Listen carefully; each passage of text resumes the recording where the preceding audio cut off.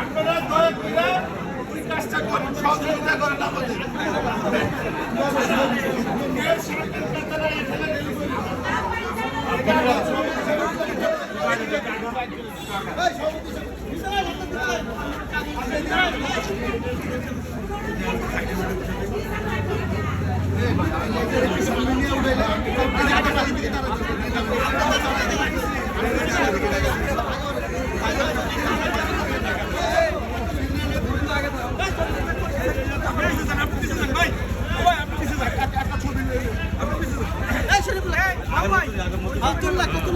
আপনাদের দাবিটা কিসের?